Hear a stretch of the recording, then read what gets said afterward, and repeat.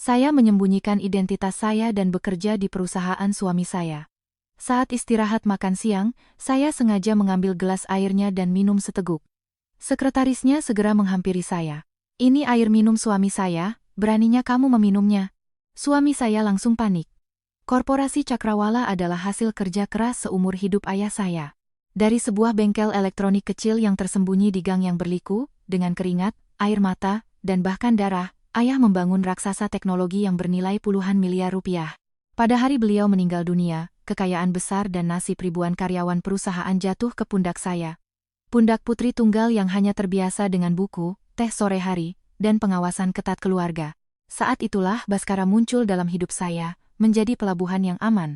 Dia adalah seorang direktur eksekutif muda dari keluarga sederhana, memiliki karunia kefasihan berbicara, dan tampaknya sangat memahami beban yang saya pikul. Kami menikah di bawah tatapan kagum kalangan bisnis. Saya menyerahkan seluruh bisnis ayah kepada suami saya sebagai mahar yang tak ternilai, dengan sukarela menyingkir ke belakang layar untuk menjadi istri yang berbakti. Hari-hari saya habiskan di rumah besar kami di Menteng, mengurus setiap lipatan pakaiannya, setiap hidangan makanannya. Saya percaya bahwa pengorbanan dan ketulusan saya akan menjamin kehangatan keluarga yang damai dan seorang suami yang akan bekerja dengan sepenuh hati demi kebaikan perusahaan keluarga istrinya. Saya mempercayakan kepadanya semua wewenang pengambilan keputusan di korporasi, hanya menyisakan untuk diri saya di atas kertas gelar sebagai pemegang saham terbesar. Namun, hidup tidak selalu berjalan sesuai keinginan kita. Dan keserakahan manusia tidak ada batasnya. 3 tahun berlalu. Perjalanan dinas Baskara menjadi semakin sering. Malam-malam ketika ia pulang dengan aroma alkohol dan parfum asing juga semakin sering, berbanding lurus dengan pendapatan perusahaan. Pertanyaan-pertanyaan penuh perhatian hampir lenyap, berganti dengan kejengkelan dan alasan-alasan tentang tekanan pekerjaan untuk menghindari makan malam keluarga. Intuisi wanita saya memberitahu bahwa ada sesuatu yang tidak beres. Pepatah lama mengatakan, ketika suami dan istri seiring sejalan, lautan pun dapat diseberangi. Tetapi ketika seorang pria mulai menyembunyikan sesuatu, seorang wanita tidak bisa menutup mata. Saya memutuskan untuk tidak tinggal diam di rumah dan mendengarkan kebohongan. Menggunakan koneksi lama ayah di Departemen Personalia, saya membuat resume palsu dan melamar pekerjaan di korporasi kami sendiri sebagai staf administrasi biasa. Saya ingin melihat dengan mata kepala sendiri bagaimana suami saya mengelola perusahaan, bagaimana ia memperlakukan karyawan, dan orang seperti apa dia di belakang saya. Pada hari pertama kerja, saya menyingkirkan semua gaun dan pakaian desainer mahal saya. Saya mengenakan blus putih sederhana yang dibeli di toko biasa, celana panjang gelap, dan mengikat rambut saya dengan rapi menjadi sanggul tinggi menggunakan jepit rambut plastik. Tidak ada seorang pun di gedung perkantoran megah ini yang mengenali saya sebagai pewaris keluarga Prawiradinata yang pernah terkenal. Pagi hari berlalu dengan tugas-tugas kecil, menyalin dokumen, membuat teh, membersihkan ruang rapat.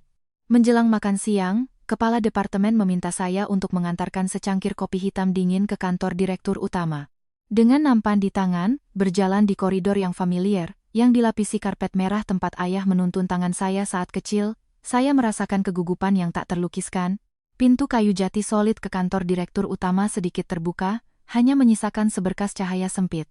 Saya baru saja akan mengetuk ketika tiba-tiba saya tertegun, mendengar suara-suara dari dalam. Suara wanita yang genit, tajam, dan kurang ajar. Saya langsung mengenali suara Amara, sekretaris seksi yang dipekerjakan secara pribadi oleh Baskara 6 bulan lalu. Dia berbicara dengan suaranya yang manis dibuat-buat dan memekakkan telinga. Dia mengejek istri sang direktur, menyebutnya benalu tak berguna yang hidup dari ketenaran keluarga suaminya. Bertahun-tahun, katanya, yang dilakukannya hanyalah duduk di dapur, tidak tahu bagaimana rasanya dunia bisnis. Dia membual bahwa dialah tangan kanannya, wanita modern yang layak berdiri di samping Direktur Utama dan menaklukkan puncak-puncak baru bersamanya. Saya membeku di tempat. Nampan di tangan saya sedikit bergetar. Saya menunggu Baskara memotong ucapannya, bahwa ia akan meneriaki sekretaris kurang ajar itu untuk membela kehormatan istri sahnya. Wanita yang telah mempercayakan seluruh kerajaan keluarganya kepadanya. Namun, tidak ada satu kata pun pembelaan untuk saya yang terdengar. Yang terdengar adalah tawa rendah Baskara yang mengejek. Dia mulai menyetujui kata-kata kekasihnya. Dia menyebut saya wanita yang hambar. Mengatakan bahwa saya sangat kolot dengan prinsip-prinsip keluarga kuno saya. Dia mengeluh bahwa hidup dengan saya sama seperti hidup dengan sebatang kayu. Hanya karena saya putri direktur utama, dia harus menanggung semua ini selama bertahun-tahun untuk mendapatkan kepercayaan dewan direksi. Dia menjanjikan amarah gunung emas. Dia berkata bahwa sebentar lagi, ketika semua urusan sudah beres, dia akan mengusir saya dari rumah, memberinya status resmi, dan mengizinkannya masuk ke kalangan atas dengan penuh kemenangan. Kopi hitam dingin di gelas di atas nampan berguncang hebat. Beberapa tetes jatuh ke tangan saya, terasa dingin menusuk tulang. Setiap kata dari mereka berdua bagaikan pisau tajam yang mengiris kepercayaan dan pengorbanan bodoh saya selama 3 tahun terakhir. Kebaikan saya menjadi bahan ejekan bagi mereka. Saya menarik napas dalam-dalam, menelan benjolan pahit yang tersangkut di dada. Air mata sama sekali tidak boleh tumpah. Di usia ini, dihadapkan pada rasa sakit pengkhianatan, dengan kehancuran perasaan yang total, orang tidak lagi menangis seperti anak-anak manja. Semakin kuat rasa sakitnya, semakin jernih dan dingin pikiran saya. Saya mengulurkan tangan dingin saya dan mendorong pintu kayu jati yang berat itu dengan kuat.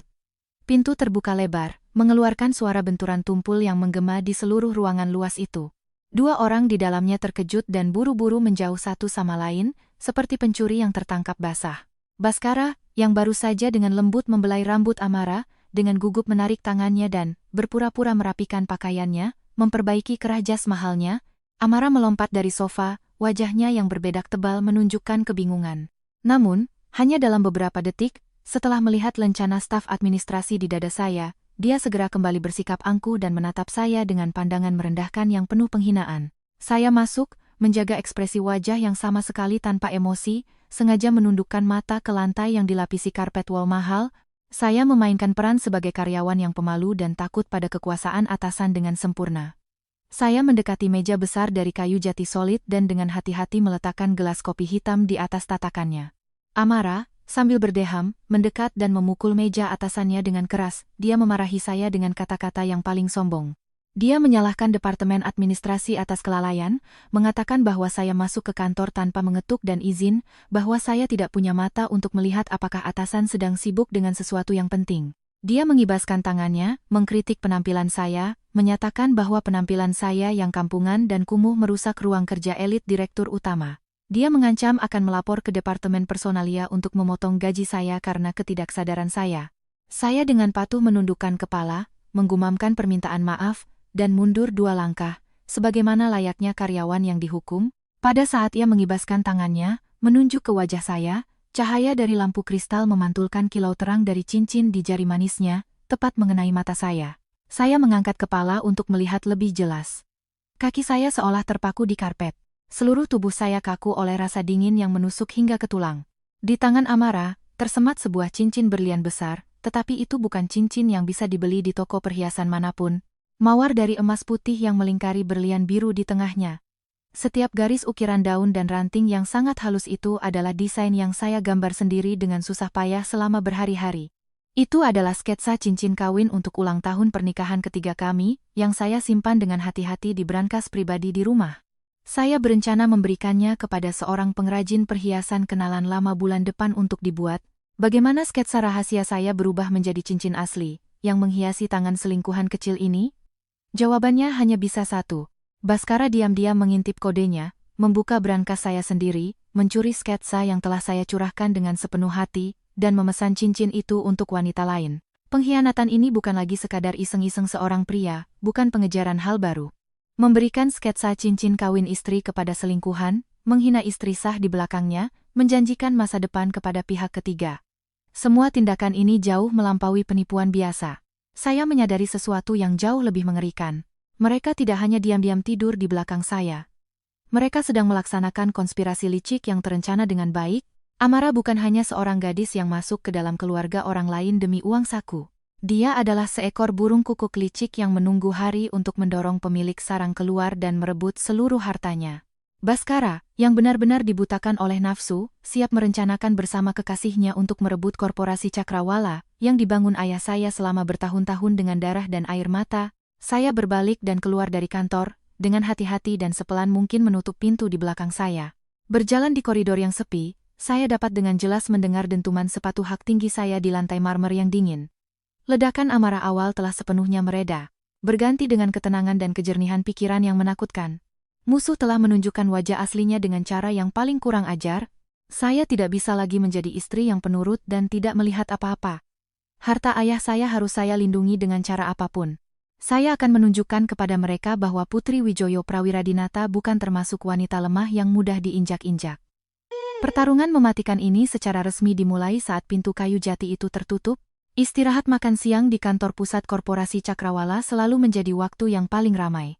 Kantin besar di lantai 6 dibagi dengan jelas menjadi 2 zona, yang secara tepat mencerminkan hierarki kekuasaan di kantor. Di satu sisi, deretan meja dan kursi dari kayu pres yang rapat untuk ratusan karyawan biasa dari berbagai departemen. Di sisi lain, zona dengan kursi-kursi empuk yang dilapisi kulit sapi mahal dan pencahayaan kuning hangat, yang diperuntukkan khusus bagi jajaran pimpinan, mulai dari kepala departemen. Pemisahan kelas di perusahaan paling jelas dan tanpa ampun terlihat di sini. Saya membawa nampan berisi makan siang sederhana, berjalan di antara barisan orang yang tertawa dan berbicara dengan riuh. Pandangan saya tidak tertuju pada makanan, tetapi langsung ke zona dengan kursi kulit. Di sana, Amara duduk, menyilangkan kakinya dengan angkuh seperti seorang ratu sejati. Di sekelilingnya, beberapa kepala tim sibuk menjilat, menyajikan makanan, dan menuangkan air untuknya. Di atas meja kaca yang elegan di depannya, tampak sebuah termos hitam mat dengan ukiran huruf B yang bergaya. Melihat termos itu, darah saya mendidih. Itu adalah termos yang dengan susah payah saya pesan dari seorang pengrajin di luar negeri, secara pribadi meminta untuk mengukir nama Baskara agar ia membawanya ke kantor setiap hari. Fakta bahwa seorang sekretaris secara terbuka memegang barang pribadi direktur utama di meja makannya di depan begitu banyak bawahan, adalah sebuah pernyataan kepemilikan yang kurang ajar dan tidak tahu malu. Mereka tidak lagi malu pada siapapun, secara terbuka memamerkan hubungan kotor mereka di siang bolong. Saya menarik napas dalam-dalam untuk menenangkan napas dan memperlambat detak jantung saya. Saya tiba-tiba mengubah arah dan dengan langkah mantap berjalan lurus ke zona untuk manajemen puncak. Melewati meja Amara, saya sengaja berhenti. Semua mata penjilat segera tertuju pada saya dengan ekspresi jengkel dan jijik. Seorang karyawan biasa berani mendekati zona VIP. Ini adalah tabu paling ketat di sini. Dengan tenang, saya meletakkan nampan saya di meja kosong di sebelahnya, mengulurkan tangan, meraih termos hitam mat itu, membuka tutupnya, dan minum seteguk. Teh rosella di dalamnya masih hangat. Rasa asam manis yang akrab, yang saya seduh sendiri pagi-pagi, terasa jelas di ujung lidah saya. Suasana di sekitar langsung membeku, seolah-olah dilewati oleh aliran es. Para kepala tim menatap dengan mata dan mulut terbelalak, tidak percaya dengan adegan berani yang terjadi di depan mereka. Amara membelalakkan matanya yang dirias dengan ahli. Wajahnya yang berbedak tebal langsung memerah karena marah. Harga dirinya diinjak-injak dengan kejam. Ia melompat, mengibaskan tangannya, dan dengan kekuatan besar menyapu nampan saya ke lantai. Suara piring porselen yang pecah bergema di seluruh kantin yang luas, pecahan beling berserakan di lantai keramik. Semua karyawan yang sedang makan siang dengan gaduh terkejut dan menoleh. Seluruh kantin menjadi hening, hanya musik latar yang terdengar samar di kejauhan. Amara menerjang saya seperti binatang buas. Tanpa berpikir sedetik pun, ia menampar saya dengan keras. Tamparan kering dan tajam. Pipi kiri saya langsung terasa panas, dan salah satu telinga saya berdenging karena kekuatan pukulan itu. Saya terhuyung dan mundur setengah langkah untuk menjaga keseimbangan. Rasa manis darah di mulut bercampur dengan rasa asam teh rosella. Amara, dengan tangan di pinggang, menunjuk saya dengan jarinya yang memakai cincin berlian palsu itu. Dia meneriaki saya dengan kata-kata yang paling kasar dan tidak berbudaya. Dia menyebut saya karyawan rendahan dan kotor yang berani menyentuh barang pribadi direktur utama. Dia berteriak di depan ratusan karyawan yang mengelilingi kami, bahwa air ini milik suaminya, dan orang seperti saya tidak punya hak sedikitpun untuk menyentuh bahkan badan termosnya. Seluruh kantin menahan napas. Tidak ada yang berani mengeluarkan suara untuk membela saya. Mereka menatap saya dengan kasihan bercampur ketakutan akan kekuasaan absolut selingkuhan direktur utama. Saya menegakkan tubuh dan dengan punggung tangan perlahan menyeka darah di sudut mulut saya. Rasa sakit fisik sama sekali tidak mengganggu saya. Sebaliknya, tamparan ini, keangkuhan, dan kebodohan Amara telah mencapai puncaknya, dan dia baru saja menggali kuburnya sendiri dengan tangannya di depan seluruh staf perusahaan. Kerumunan karyawan tanpa sadar menyingkir, membentuk jalan kecil. Semua pandangan secara bersamaan tertuju ke arah lift. Dari pintu masuk utama kantin, Baskara berlari dengan langkah tergesa-gesa, mendengar suara piring pecah, dan teriakan melengking kekasihnya yang terdengar sampai ke koridor. Ia terpaksa muncul sebagai kepala perusahaan untuk menyelesaikan masalah dan memadamkan api demi menjaga citra pimpinan. Wajah Baskara pada awalnya menunjukkan kekesalan, Kejengkelan seorang manajer yang diganggu oleh bawahannya saat istirahat makan siang yang berharga. Dia dengan angkuh menerobos kerumunan dan melangkah tepat ke pusat keributan.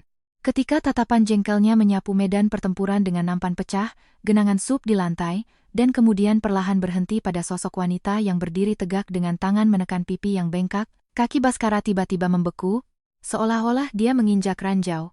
Semua darah langsung surut dari wajah tampannya, yang dalam sepersekian detik menjadi pucat pasi seperti mayat. Pupil matanya menyempit menjadi titik-titik kecil dan menatap tajam ke wajahku yang tanpa ekspresi. Seluruh tubuh tinggi direktur utama yang penting itu tiba-tiba membatu, seperti patung yang dipahat di tengah aula. Tangannya yang terkulai mulai bergetar hebat, jari-jarinya mengepal dengan gugup karena ketakutan yang luar biasa. Amarah, yang sepenuhnya dibutakan oleh amarah dan kecemburuan kekuasaan, sama sekali tidak menyadari perubahan mengerikan di wajah kekasihnya. Melihat sandaran kokohnya, dia semakin memainkan peran sebagai korban. Dia berlari, bergelayut di lengan Baskara, dengan jenit menempelkan dadanya ke bahunya. Dia menunjuk ke arah saya, terus berteriak dan menuntut agar Baskara segera memanggil keamanan dan mengusir gadis kurang ajar ini dari gedung. Dia mengeluh dengan keras bahwa saya sengaja mencemarkan kehormatannya di depan orang banyak, bahwa saya adalah orang yang tidak tahu diri yang berani naik ke atas dan menyentuh barang-barang pribadi atasan untuk menarik perhatian. Namun, Baskara sama sekali tuli terhadap hasutan kekasihnya. Dia tidak menjawab, atau membuat gerakan menenangkan ke arahnya. Dia seperti orang yang lehernya dicekik oleh maut. Bibirnya terus bergerak-gerak, seperti ikan di darat, tetapi dia tidak bisa mengeluarkan satu suara pun yang jelas untuk menyelamatkan situasi. Tatapannya, yang terpaku pada saya, penuh dengan ketakutan yang luar biasa dan kebingungan yang mendalam. Dia sangat sadar siapa wanita dengan blus putih sederhana ini, yang baru saja ditampar oleh kekasihnya tepat di depannya. Di tengah semua kekacauan ini, yang berdiri bukanlah seorang staf administrasi tanpa nama. Itu adalah Chandani Prawiradinata, pemilik saham mayoritas korporasi, nyonya sejati dari kursi direktur utama yang ia duduki dengan hormat, dan yang paling penting, istrinya yang sah dan terhormat, yang ia yakini saat ini sedang dengan patuh merangkai bunga di rumah, menunggu makan malam bersama suaminya. Saya menurunkan tangan dari pipi kiri saya, memperlihatkan 5 bekas jari merah di kulit pucat. Saya mengangkat kepala tinggi-tinggi dan menatap lurus ke matanya yang berputar liar. Sudut bibir saya perlahan naik, membentuk senyum dingin dan menghina. Senyum ini adalah vonis mati bagi karier dan kehormatannya. Saya tidak menangis, tidak histeris, tidak berkelahi, dan tidak merobek pakaian saya.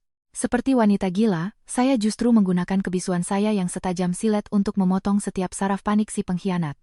Baskara mundur selangkah, menelan ludah dengan susah payah. Butir-butir keringat muncul di dahinya. Permainan petak umpet kotor mereka telah berakhir. Sekarang giliran saya untuk mengendalikan permainan mematikan ini. Udara di kantin menegang seperti tali yang siap putus. Ratusan orang, menahan napas, menyaksikan setiap putaran drama absurd ini. Amara masih dengan keras kepala menghentakkan sepatu hak tingginya di ubin, terus-menerus mengguncang lengan Baskara dan mendesaknya. Dia harus segera memberi perintah pemecatan saya untuk memberi pelajaran kepada yang lain. Melihat Baskara berdiri terpaku dengan wajah pucat pasi, dan tidak mengucapkan sepatah kata pun, Amara dengan marah menghentakkan kakinya dan hendak menampar saya sekali lagi untuk melampiaskan amarahnya. Kali ini, Baskara benar-benar panik. Menyadari konsekuensi mengerikan yang akan menimpanya, insting bertahan hidupnya mengambil alih. Dia menarik tangan Amara dengan keras, begitu keras sehingga wanita itu kehilangan keseimbangan dan hampir jatuh ke belakang. Amara menatap Baskara dengan heran, menegakkan tubuh, dan mulai berdebat dengan keras, bertanya mengapa dia menghalanginya untuk memberi pelajaran pada anak bawang kurang ajar. Keabsurdan dan kesombongan Amara yang tak terbatas pada saat itu mengubahnya menjadi aktris terburuk dalam komedi murahan, menjadikannya bahan tertawaan. Saya mengangkat tangan, menyelipkan sehelai rambut dari dahi ke belakang telinga, menegakkan punggung, dan berbicara dengan lantang. Kata-kata saya sangat lambat dan jelas. Gemanya cukup keras untuk didengar oleh ratusan karyawan yang berkumpul di kantin tanpa terkecuali. Saya menatap lurus ke wajah Amara dan dengan lantang mengingatkan sekretaris seksi ini bahwa gelar suami yang ia teriakkan dengan bangga di depan umum, ia klaim terlalu dini dan sangat salah. Saya dengan tegas menyatakan bahwa istri sah Direktur Utama Baskara, satu-satunya yang namanya tercantum dalam akta nikah yang dikeluarkan oleh negara, dan yang merupakan menantu sah dan resmi keluarga, adalah wanita yang sama sekali berbeda. Sementara dia, pada dasarnya, hanyalah pihak ketiga yang kurang ajar yang merusak keluarga orang lain. Atas dasar hukum apa dia menuntut untuk memecat seorang karyawan di sini?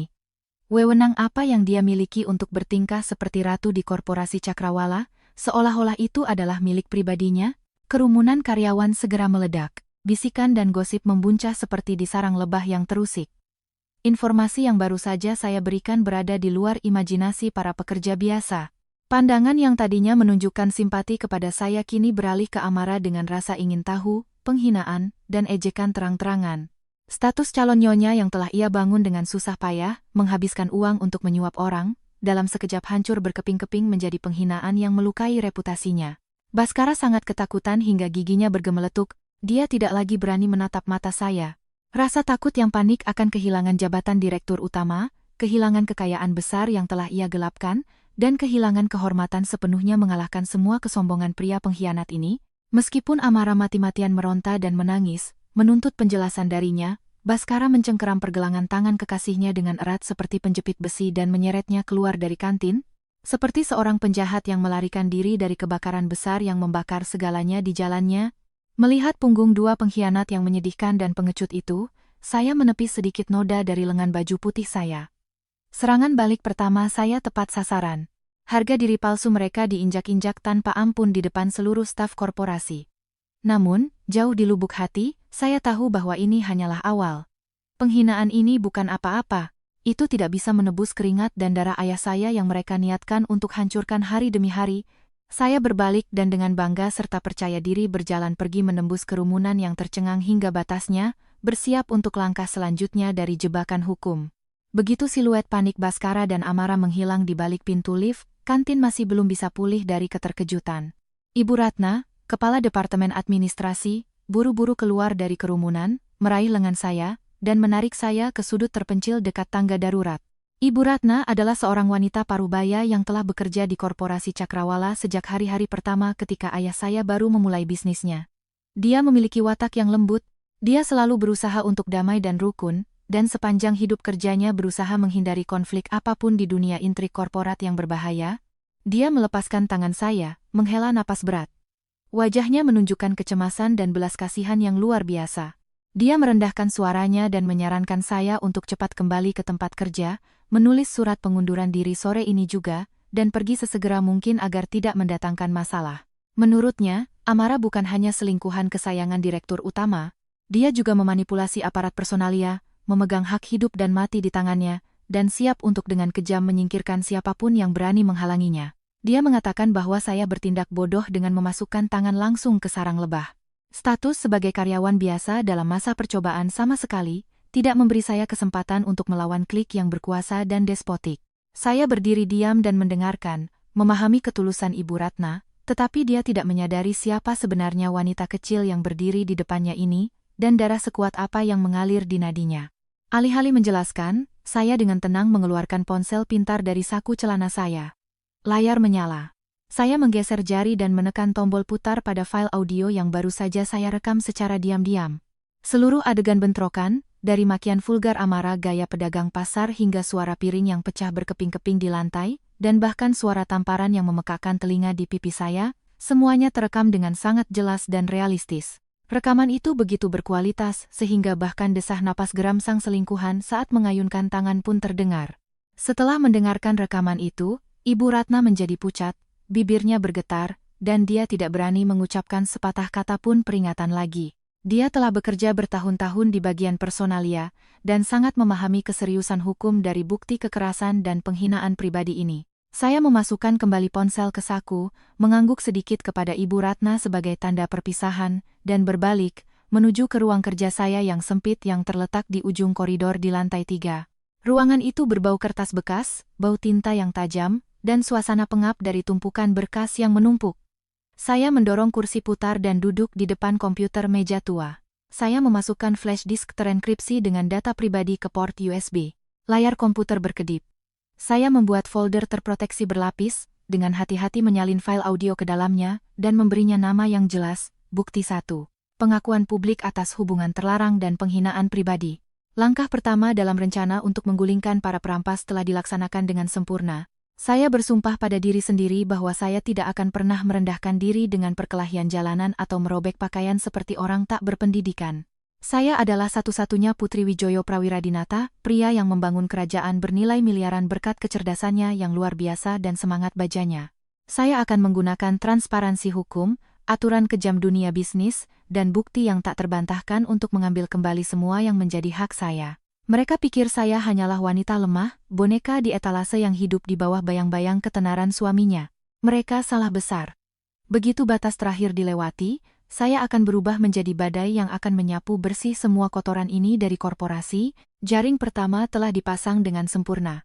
Perangkap untuk tikus-tikus yang menggerogoti aset.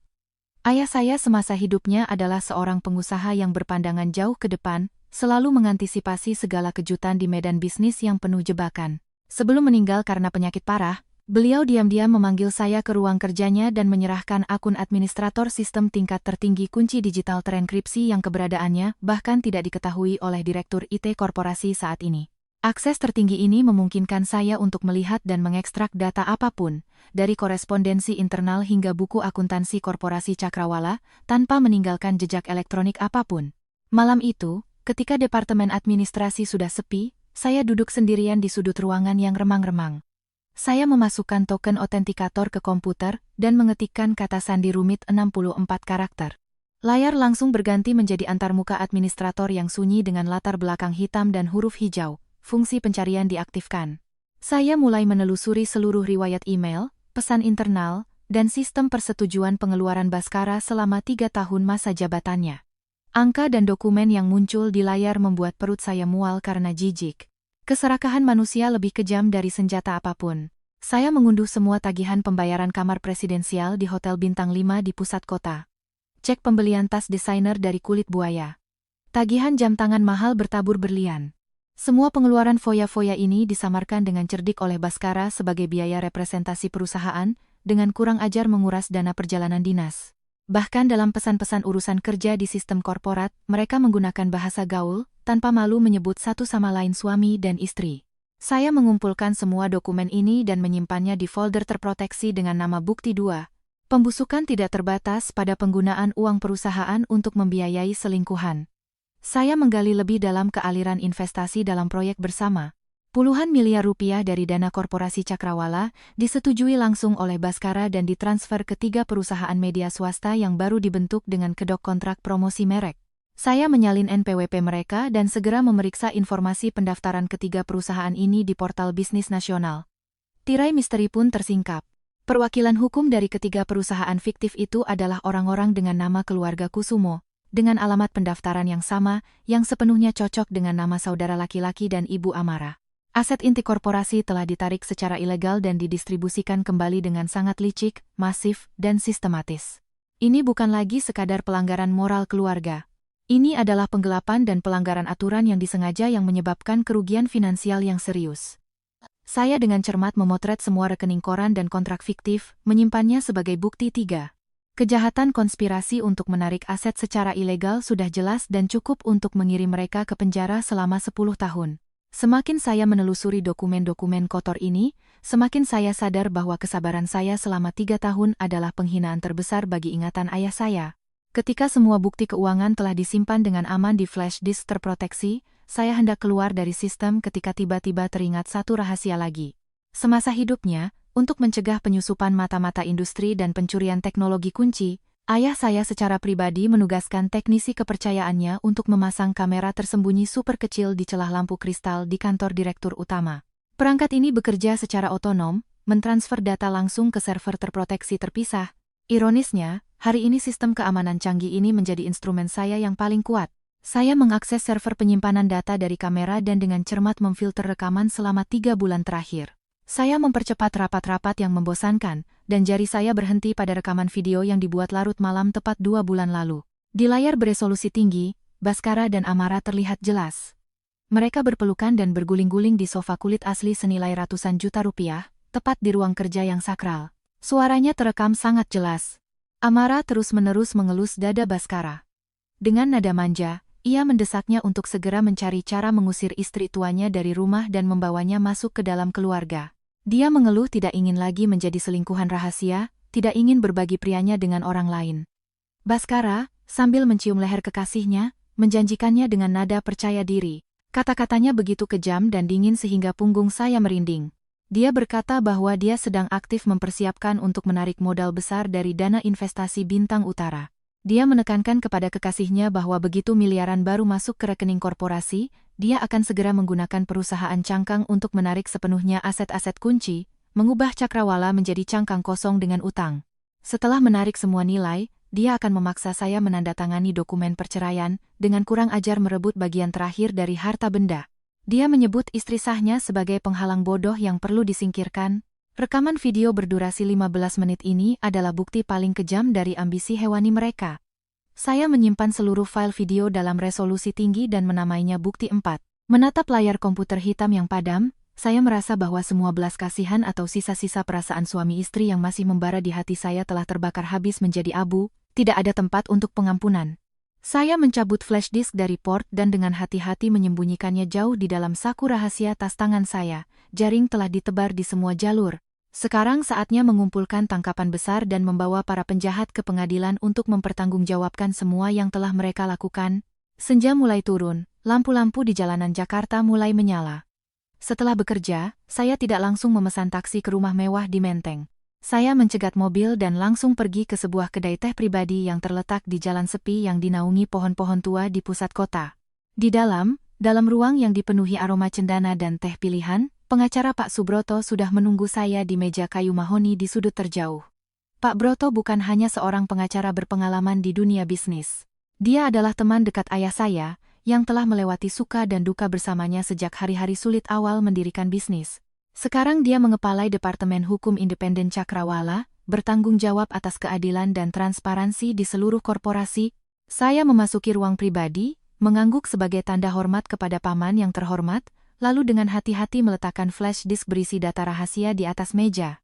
Dengan suara pelan, saya menceritakan secara singkat seluruh kejadian menjijikan saat makan siang hari ini dan memintanya memasukkan flash disk ke laptopnya untuk secara pribadi memeriksa bukti keuangan dan rekaman video. Tatapan tenang dan bijaksana pengacara tua itu perlahan berubah menjadi kemarahan yang luar biasa. Ketika ia melihat salinan transfer uang yang licik dan terutama ketika mendengar niat kejam Baskara dari video, ia dengan marah memukul meja kayu mahoni dengan tangannya yang kekar. Dia mengutuk Baskara sebagai makhluk tidak tahu berterima kasih, bajingan yang meludahi sumur tempatnya minum, memelihara ular di dadanya. Saya dengan tenang menuangkan secangkir teh panas dan menyajikannya dengan kedua tangan, menjaga ketegasan dan ketenangan. Saya menguraikan rencana tindakan saya dengan sangat jelas, tidak menyisakan ruang untuk kelonggaran. Tujuan pertama, Baskara harus pergi dari Cakrawala dengan tangan kosong, mengganti semua kerugian. Tujuan kedua, saya akan secara resmi memulihkan status saya sebagai pemegang saham mayoritas dan mengambil kembali kendali penuh atas korporasi sebelum putaran penggalangan investasi. Tujuan terakhir, menyiapkan dokumen untuk memulai kasus pidana guna membawa Amara dan kaki tangannya dari jaringan perusahaan fiktif ke pengadilan. Pak Subroto setuju tanpa syarat. Di matanya, terbersit kekaguman atas keberanian keponakan kecilnya. Dia berjanji tidak akan tidur semalaman untuk secara pribadi menyusun gugatan cerai sepihak dengan syarat paling ketat, serta menyiapkan laporan rahasia untuk Komite Audit Perusahaan dengan tuntutan penyitaan aset. Kami sepakat bahwa pukulan telak akan dilancarkan pada rapat darurat Dewan Direksi yang diadakan pagi-pagi keesokan harinya. Saya membungkuk sebagai tanda terima kasih kepada Pak Broto dan meninggalkan kedai teh dengan semangat seorang pejuang yang bersiap untuk pertempuran paling sengit dalam hidupnya. Jam berdentang tepat pukul 10 malam. Taksi berhenti di depan gerbang besi besar rumah mewah di Menteng. Rumah ini pernah menjadi sarang impian saya, tetapi sekarang, saat mendorong pintu dan masuk, saya hanya merasakan dingin yang menusuk, seolah memasuki kuburan yang mengubur masa muda saya yang cerah. Saya melewati lobi dan masuk ke ruang tamu yang luas. Baskara duduk santai di sofa mahal. Asbak di meja kaca penuh dengan puntung rokok yang menghitam. Melihat saya, dia segera mematikan rokoknya dan buru-buru berdiri dengan ekspresi kepedulian palsu yang biasa di wajahnya. Dia cepat-cepat mendekati saya, menyodorkan sebotol salep mahal untuk penggunaan luar. Dia berkata dengan suara yang sangat lembut, dengan ekspresi bersalah, bahwa insiden siang hari di kantin hanyalah kesalahpahaman yang disesalkan. Dia mulai menyalahkan semuanya pada kekasihnya. Mengatakan bahwa Amara, karena sifatnya yang meledak-ledak dan kekanak-kanakan serta tekanan pekerjaan, berperilaku gegabah dan kasar. Dia bersumpah dan berjanji bahwa besok di perusahaan dia akan memarahinya habis-habisan dan memaksanya berlutut meminta maaf untuk memulihkan kehormatan saya. Dia memainkan peran sebagai suami yang tak berdaya, sangat sedih karena istri tercintanya dihina oleh seorang bawahan. Saya menyilangkan tangan di dada, dengan tegas menolak menerima botol salep yang dilumuri kotoran ini. Saya berdiri tak bergerak, dengan dingin menyaksikan dia menyelesaikan sandiwara konyolnya. Ketika dia selesai, saya dengan tajam bertanya kepadanya tentang kesalahpahaman spesifik apa yang dia maksud. Tentang dia membobol brankas saya dan mengubah sketsa cincin ulang tahun kami menjadi hadiah untuk kekasihnya? Atau tentang dia diam-diam membuat perusahaan fiktif untuk menarik aset korporasi dan berencana mengusir saya ke jalanan tanpa sepeser pun setelah bercerai? Mendengar kata-kata ini, setajam silet yang menguliti isi perutnya, Baskara membeku dan menjatuhkan botol salep ke karpet. Senyum penuh perhatian di wajahnya langsung membeku. Matanya membelalak ngeri. Saya perlahan membuka tas tangan, mengeluarkan setumpuk foto berwarna yang jelas, dan melemparkannya ke meja kaca. Itu adalah tangkapan layar dari rekaman video yang mengabadikan bagaimana ia berpelukan dan merencanakan rencana kotor dengan sekretaris cabulnya. Saya menatap lurus ke matanya. Suara saya tanpa emosi sama sekali. Saya mengumumkan ultimatum, menuntut agar dia bersiap menghadapi hukum. Sandiwara suami teladan telah resmi berakhir, digantikan oleh hukuman yang pantas. Ruang tamu menjadi begitu sunyi sehingga suara dengungan Aceh di sudut terdengar.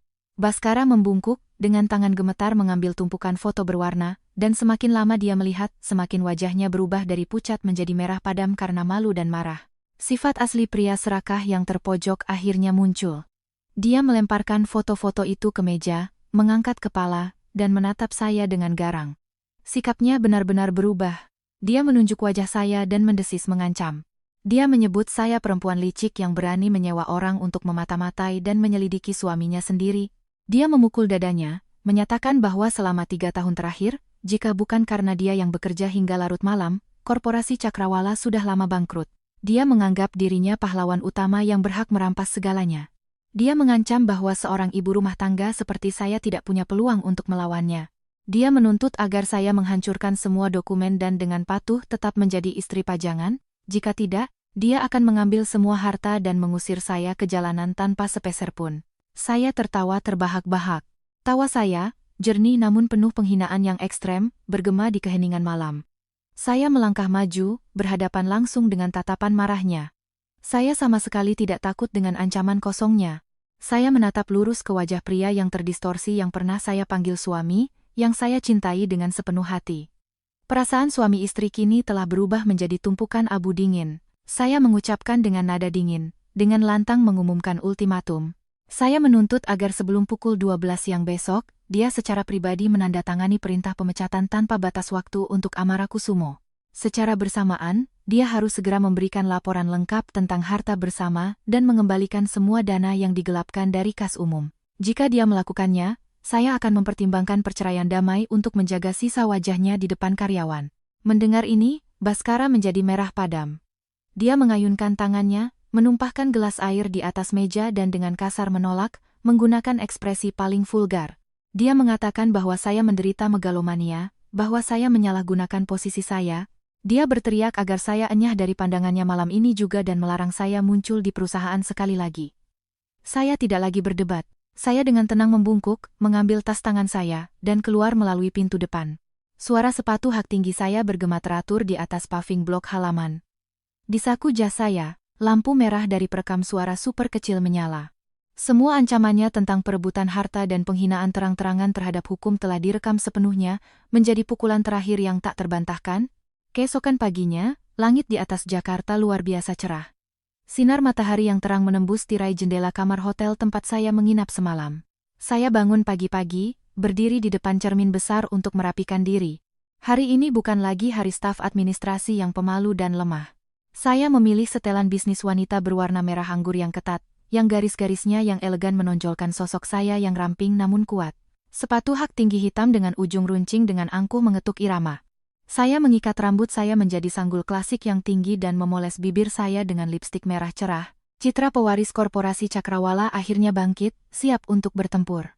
Tepat pukul 8 pagi, taksi berhenti di depan pintu masuk utama korporasi. Saya keluar dari mobil, dan dengan anggun berjalan melewati pintu kaca putar. Transformasi drastis saya membuat para gadis di resepsionis menatap saya tanpa berkedip. Mereka sama sekali tidak mengenali wanita elegan ini sebagai karyawan yang sama yang kemarin ditampar di kantin.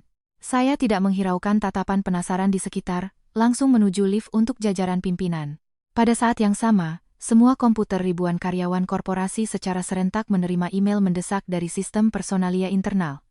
Isi email itu sangat singkat, tetapi memiliki efek bom yang meledak. Pemberitahuan itu menyatakan pembebas tugasan Amara Kusumo tanpa batas waktu dari jabatannya sebagai Sekretaris Direktur Utama, dengan tuntutan untuk segera menyerahkan pekerjaan dan meninggalkan gedung. Peristiwa ini, seperti bom yang dilemparkan ke danau yang tenang, mengguncang semua departemen. Di mana-mana terdengar gumaman gosip.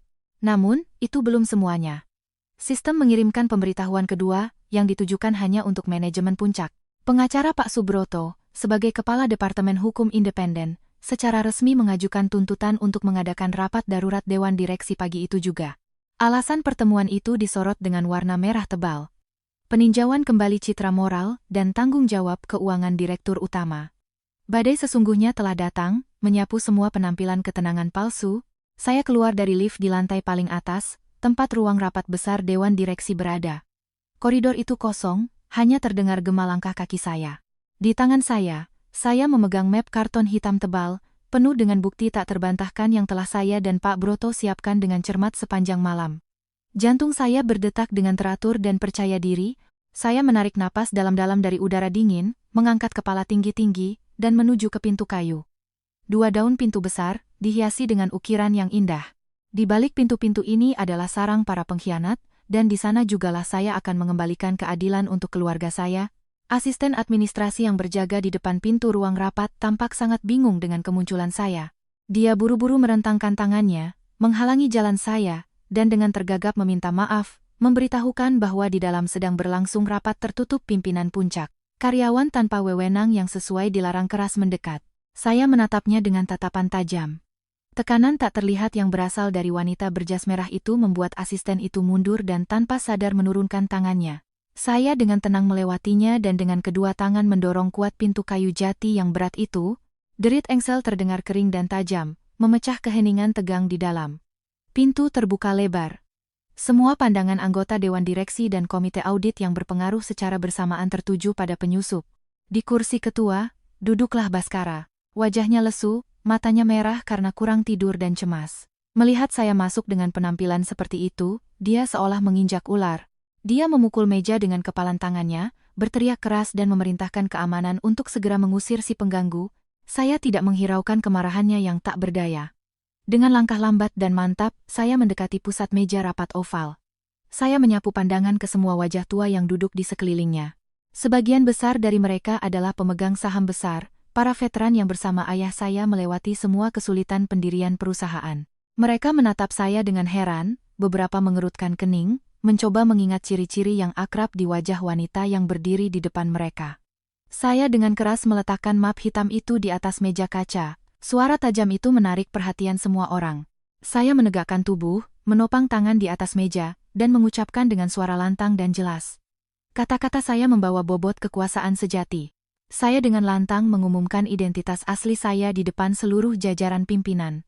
Saya mengonfirmasi bahwa saya adalah Chandani Prawiradinata, putri kandung satu-satunya dari almarhum Ketua Wijoyo Prawiradinata, pendiri Korporasi Cakrawala.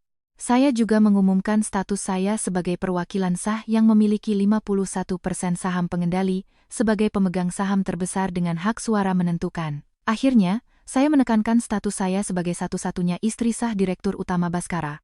Seluruh ruangan menjadi hening senyap. Pernyataan saya sepenuhnya menghancurkan otoritas palsu yang telah dibangun Baskara dengan susah payah selama 3 tahun, dan secara resmi membalikkan kartu dalam permainan mematikan ini. Kemunculan tiba-tiba dan pernyataan identitas saya menyebabkan kejutan besar di ruang rapat. Baskara, seolah disambar petir, membeku, menggertakkan giginya hingga berdarah.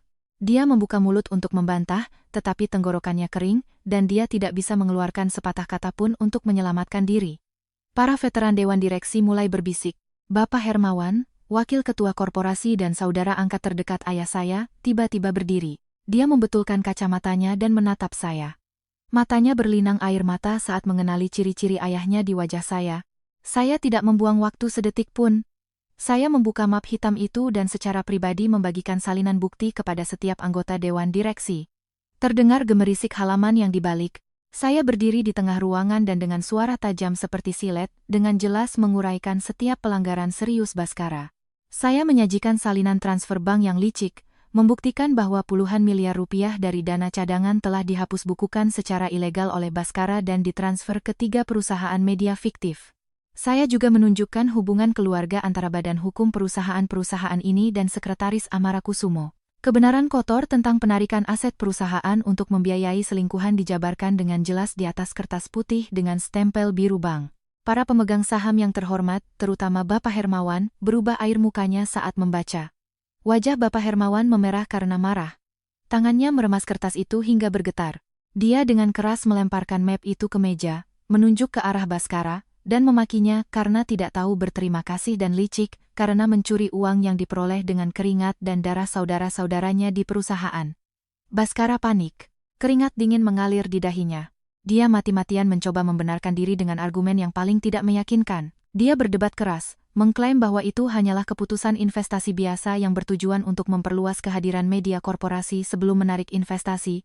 Dia dengan keras kepala menyangkal hubungan apapun dengan kelompok kepentingan, menuduh saya memalsukan dokumen untuk mencemarkan nama baiknya karena balas dendam pribadi. Kekeras kepalaannya yang kurang ajar membawa ketegangan di ruangan itu ke puncaknya. Semua mata tertuju pada saya, menunggu serangan balik terakhir.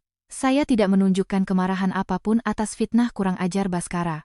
Orang yang tenggelam selalu berpegangan pada sedotan terakhir. Saya tersenyum dingin, mengeluarkan ponsel dari saku jas saya, dan dengan tenang mendekati panel kontrol proyektor pusat. Saya menyambungkan kabel, menampilkan gambar dari ponsel ke dinding putih besar di ujung meja. Cahaya dari proyektor jatuh ke wajah Baskara yang pucat karena ketakutan, menciptakan gambaran yang kejam dan sangat pantas. Saya menekan tombol putar video. Di layar beresolusi tinggi, muncul gambar Baskara dan Amara berpelukan dan berguling-guling di sofa tepat di kantor sakral ini 2 bulan lalu.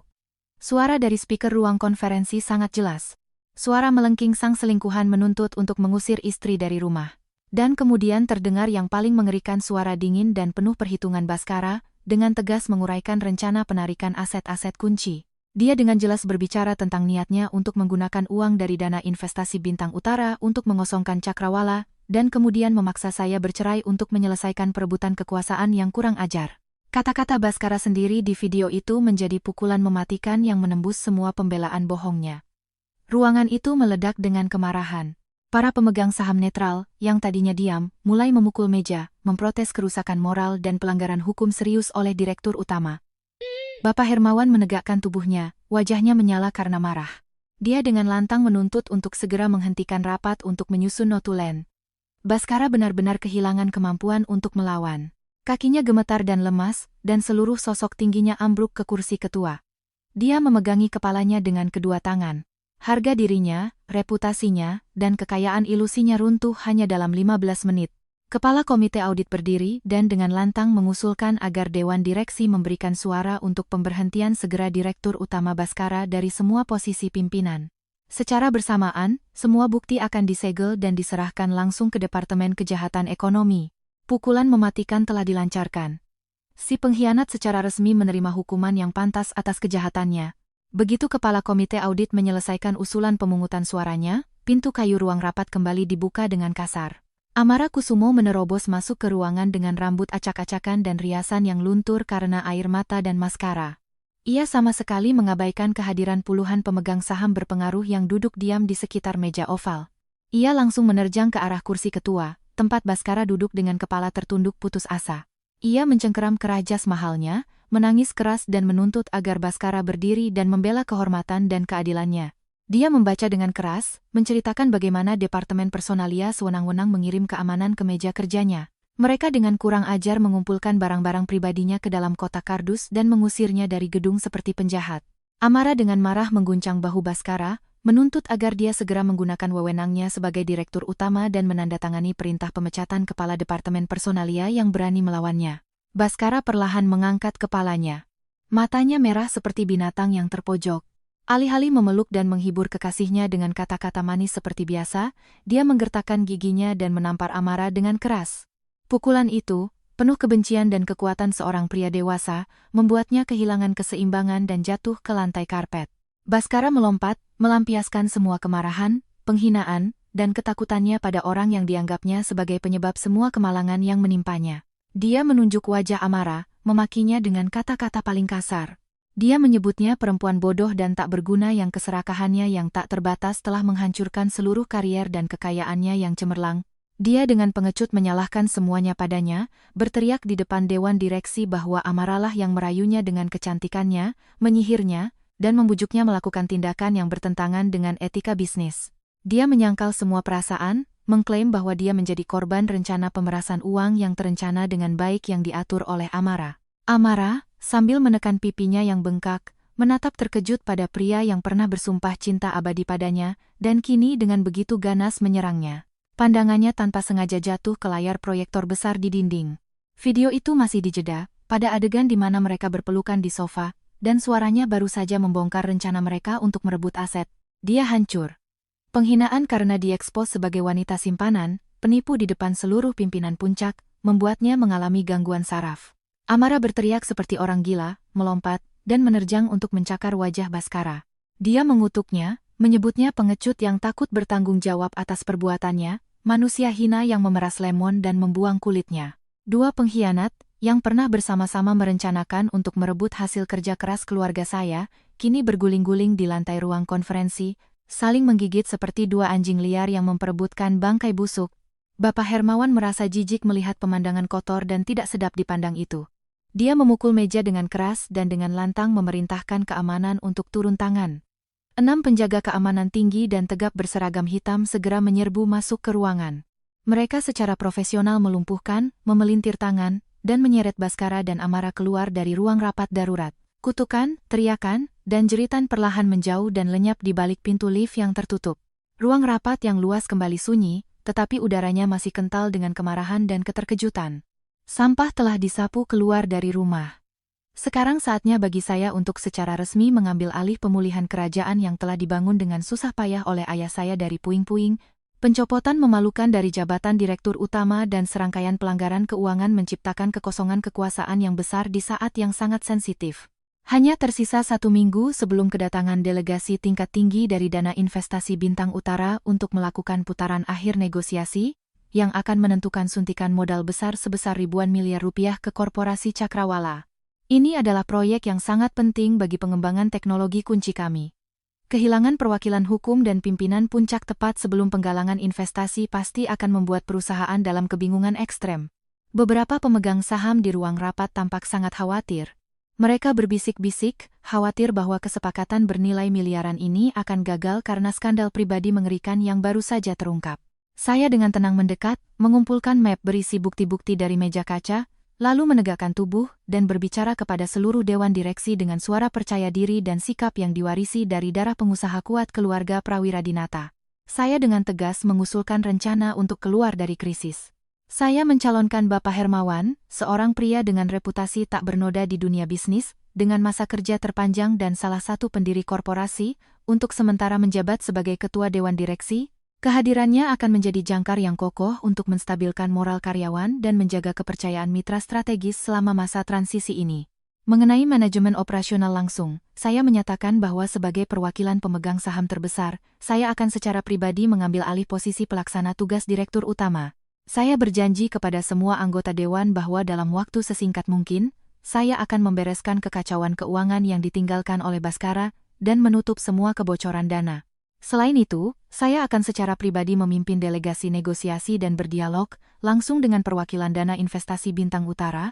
Untuk memperkuat kepercayaan mutlak dari semua yang hadir, saya meminta asisten untuk menyalakan proyektor dan dengan jelas memaparkan rencana restrukturisasi departemen dan optimalisasi laba.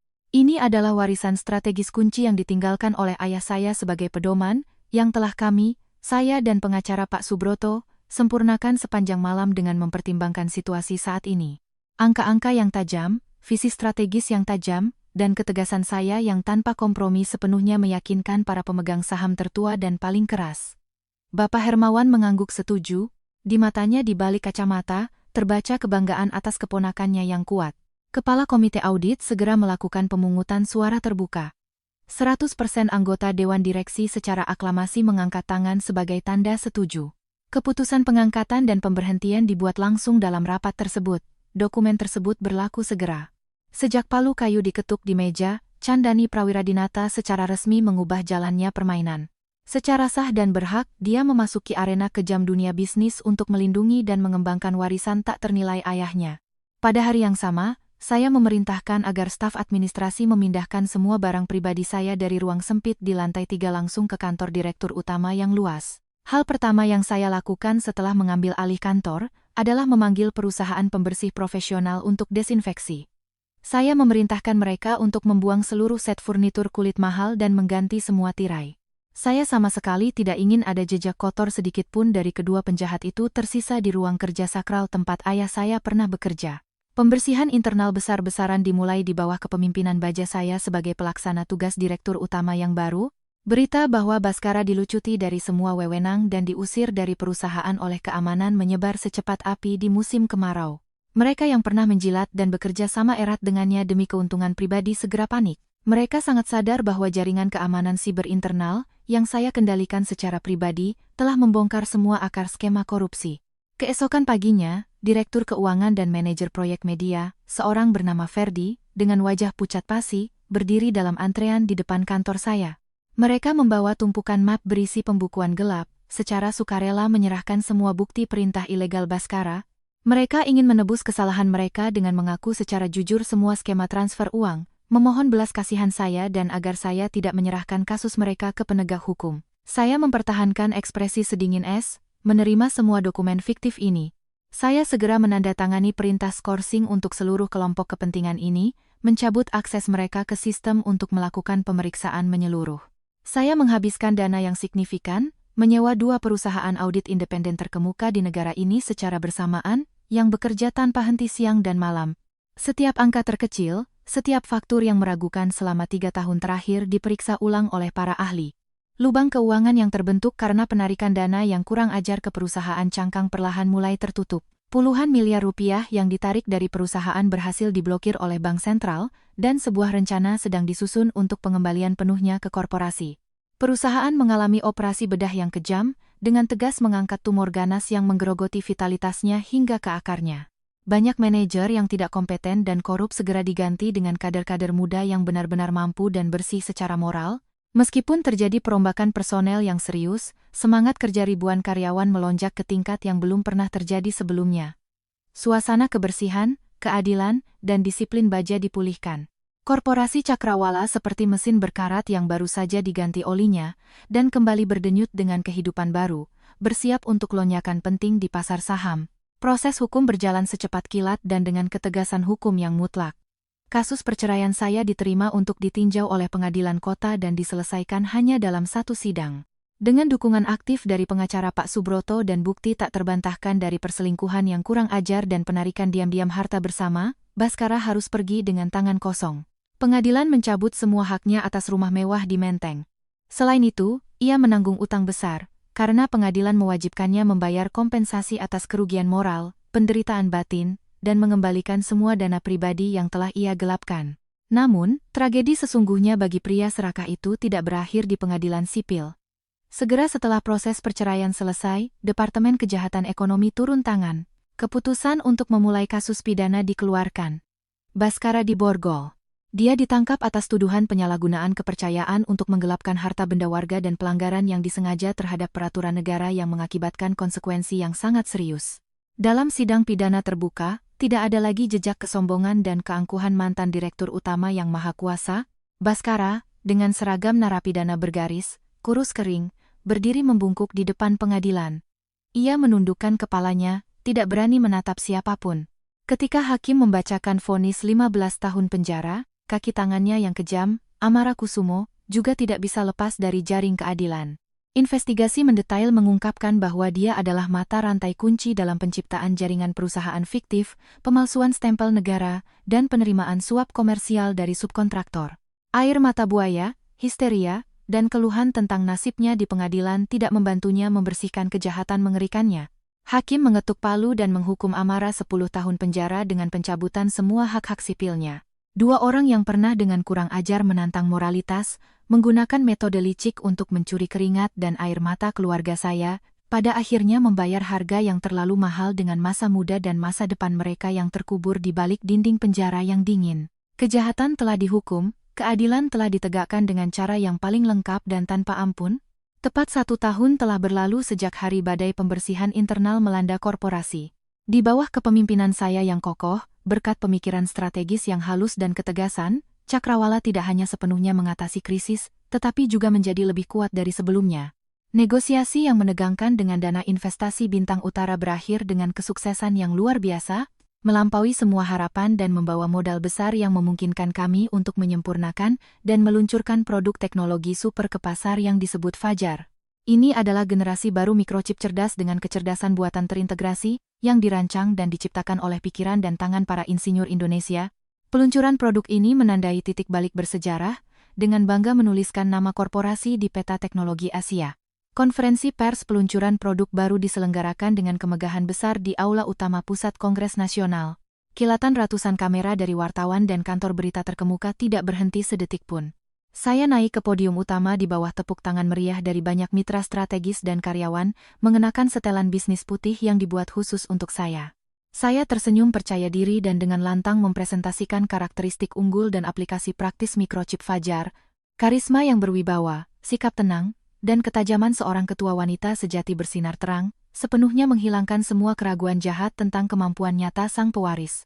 Ketika presentasi karakteristik teknis selesai, salah seorang wartawan ekonomi veteran dengan berani berdiri dan mengajukan pertanyaan tentang badai pribadi kejam yang harus saya hadapi baru-baru ini.